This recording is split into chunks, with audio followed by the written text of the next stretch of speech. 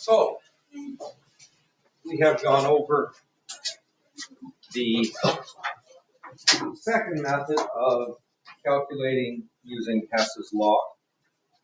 We used this equation here. The energy needed to create the products of a substance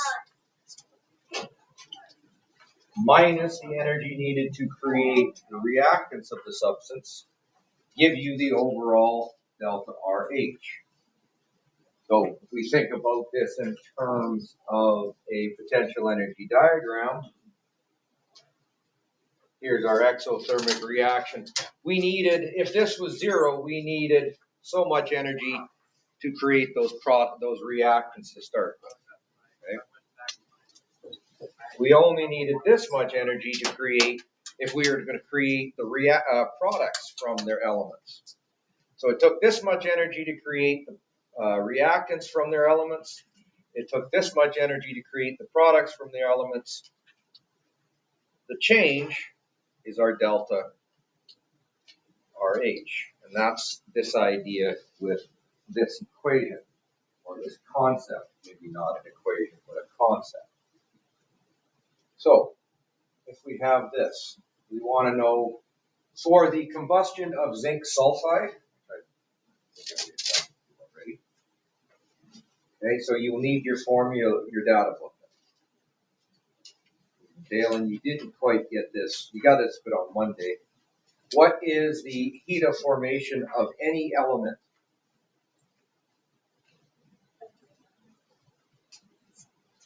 Okay. We have set the heat of formation for any elemental form to be 0. What is the heat of formation for zinc sulfide?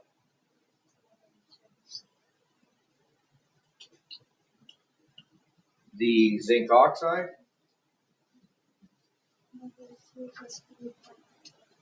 350.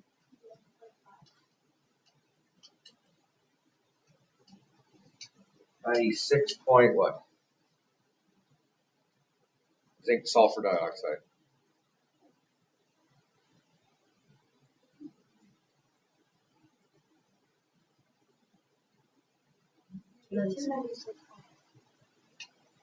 Again, I have lots of stupid numbers in my head. I don't know why I store them. Okay. So the concept that we're using, because we are looking for the enthalpy change of this reaction, so we want to know where to put the energy, delta RH. We don't know what it is. So delta RH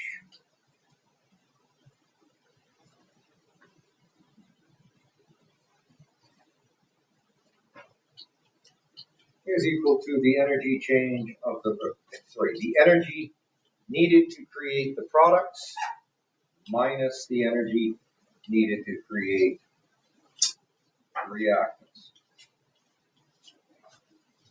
Okay. So what we have is our products. We have an unbalanced reaction.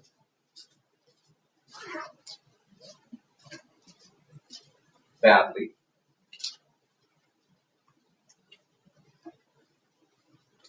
So now it has a balanced reaction. The reaction was not balanced to begin with.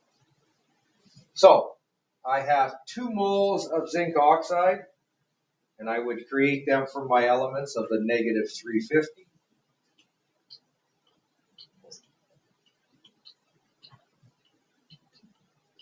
And the units are kilojoules per mole. I'm going to add that to the 2 moles of sulfur dioxide, negative 296.8. So there's the energy that would be needed to create my products from their elemental forms, minus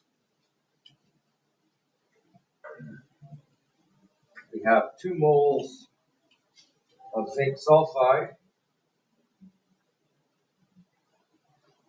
That required negative 206 kilojoules per mole to create it from its elements. And 3 moles of oxygen times 0, because it is an element, I'm just going to leave it up.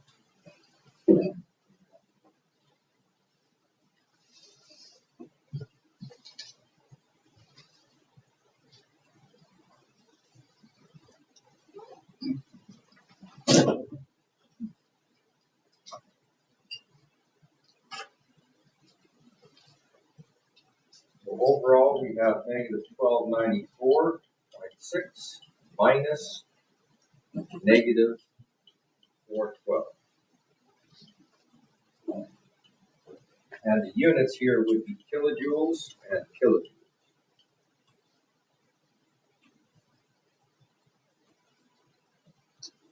So for the combustion of zinc sulfide, as it's balanced now, we would get off negative 882 kilojoules.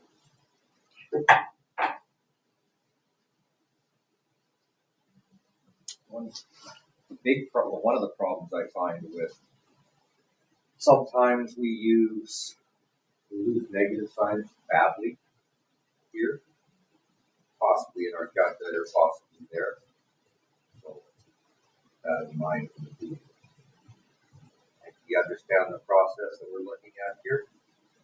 Now, like we said, I did here. I'm not terribly happy. I don't need you to write N delta RHM or delta FHM times N delta FHM. Okay, probably should, but I don't know how knowing some of those terminology, some of those formulas are. Hold outside.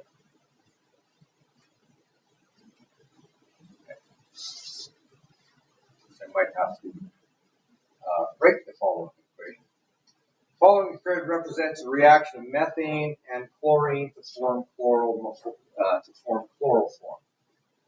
Okay, so here is the reaction. CH4 gas plus Cl2 gas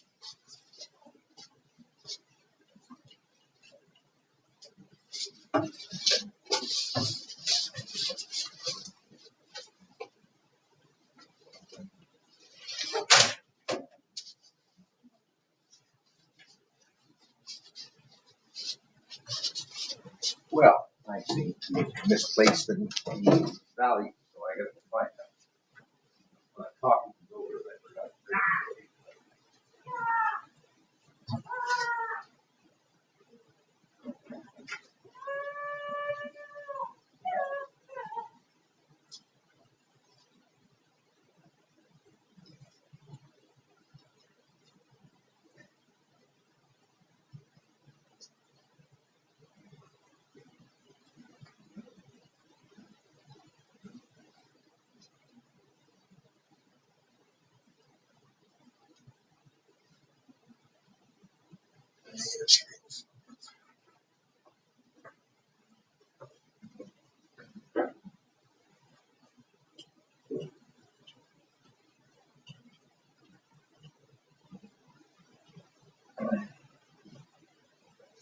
So there's the equation that we missed.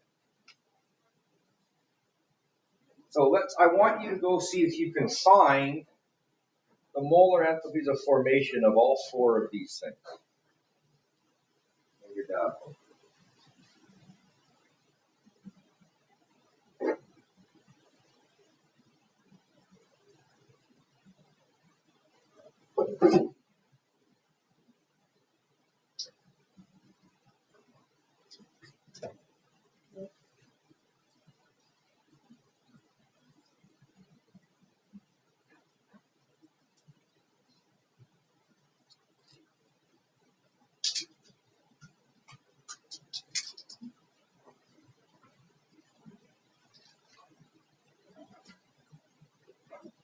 I did give you some room on the other page to put.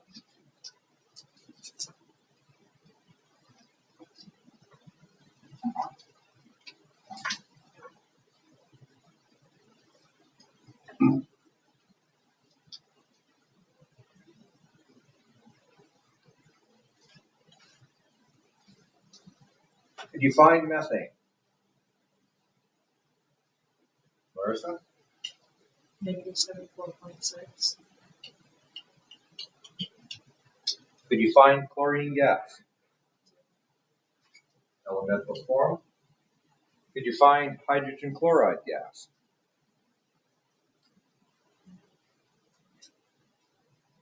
Anybody? Sorry? Okay. Could we find chloroform? No.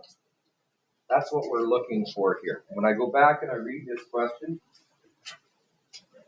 use the standard molar entropy of formation to determine the molar entropy of formation for chloroform. So we're looking to fill in that box in our chart. So what else are we given? What does this 305 give me?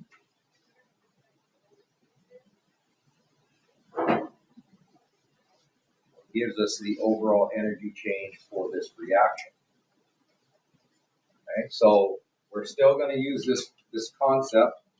The change in energy for this reaction is equal to the change in energy needed to create the products from their elements minus the change in energy needed to create the reactants from their elements. So I put it's in the products over here. So what's the sign on this one? Positive or negative? Exothermic reaction is indicated by a positive sign or a negative sign? Negative sign. So I'm going to put negative 305 kilojoules in place of that. We have 1 mole of our unknown.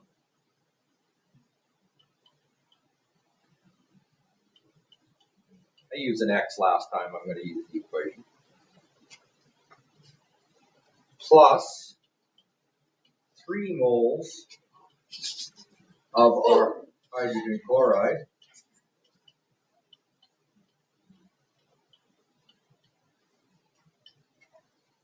And I am going to take away 1 mole of the energy required to create our methane.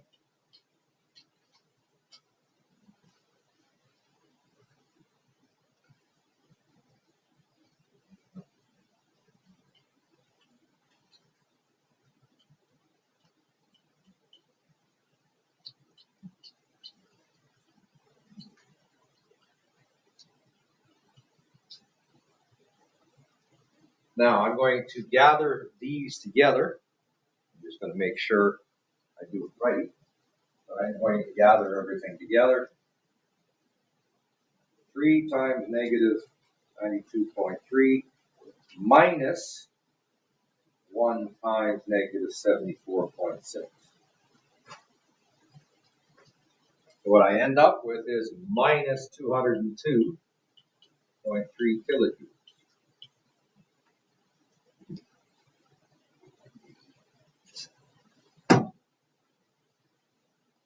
As I said, I hope you guys can go to the other page. But it's just a question now. I have to add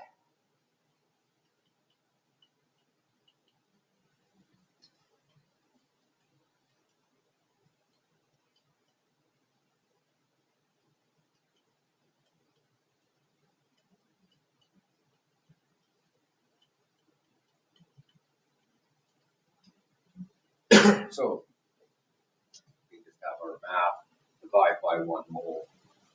So the molar entropy of formation for CHCl3 is equal to negative 102.7 kilojoules per mole.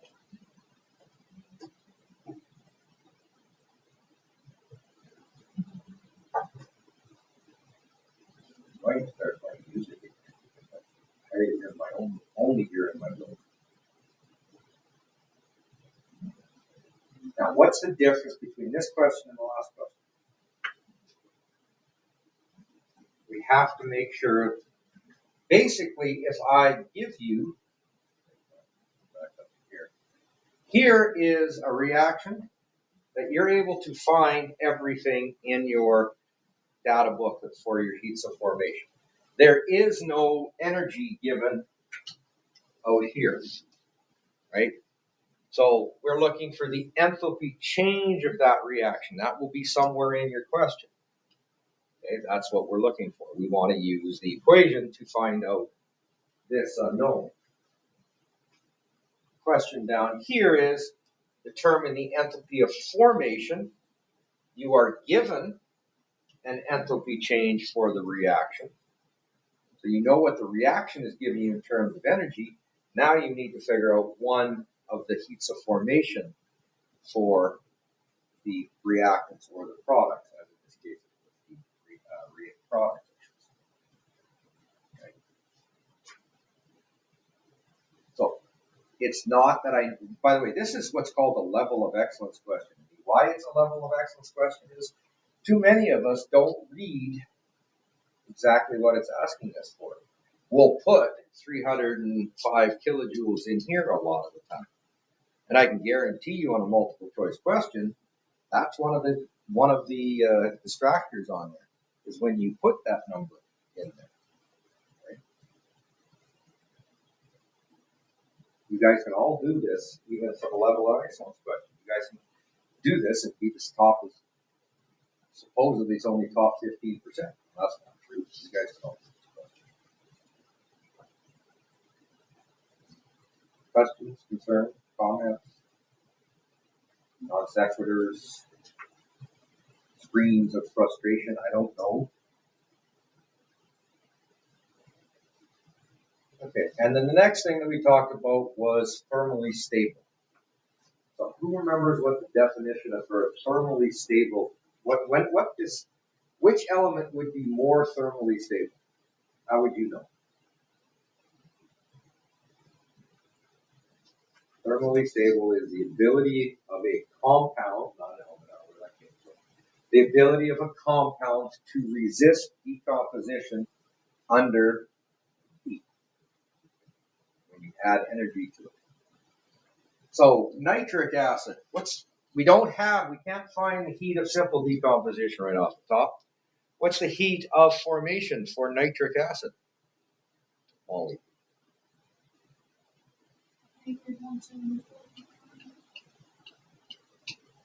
Okay, that means the heat of simple decomposition, because all we're doing is we're reversing the reaction. So if I get energy out, what I created, I must add energy to decompose it.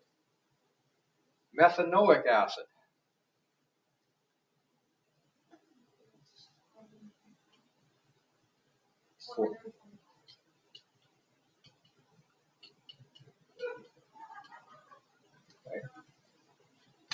Ethanoic acid, also called acetic acid, although I believe it's in there as ethanoic.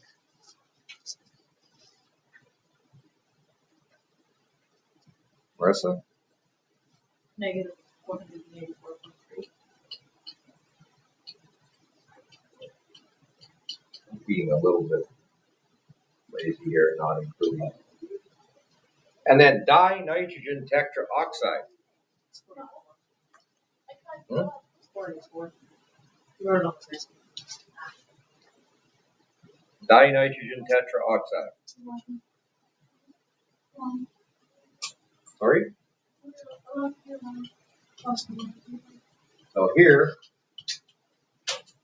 now, looking at the heats of decomposition, which one requires the most energy added to it to break it into its component elements?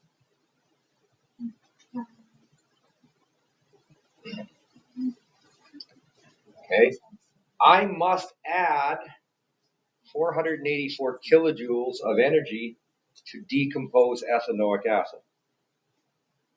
It is a very thermally stable compound. This is the most stable.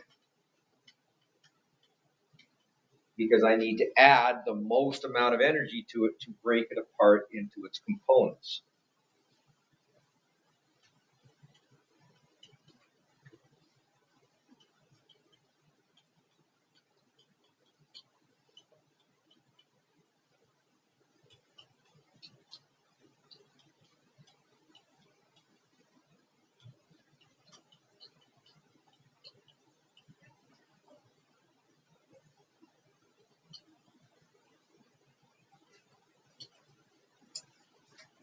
Okay, so 484, that's what I need to add to that system. If we think about it in a potential energy diagram, that would be your methanoic or your ethanoic acid. Where this, let's say we started at the same spot,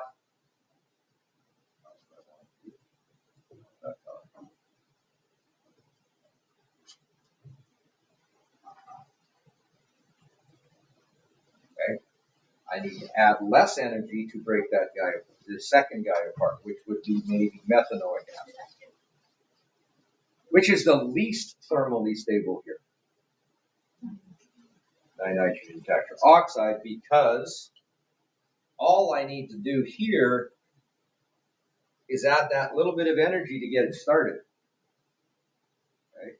So I just have to add whatever energy here, and then this is a self-sustaining reaction because it gives out energy continually. So once one or two molecules start to decompose, all of it will start to decompose. For these guys, what happens if I stop adding energy to try and decompose the top three? Reaction stops because there's no more energy here, and we need that energy as a reaction or as a reactants in that case.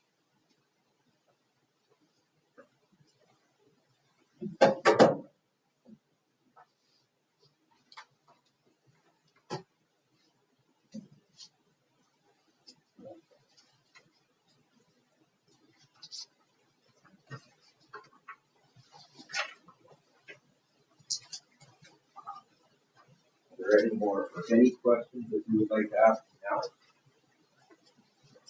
No? If not, ask them when you have them.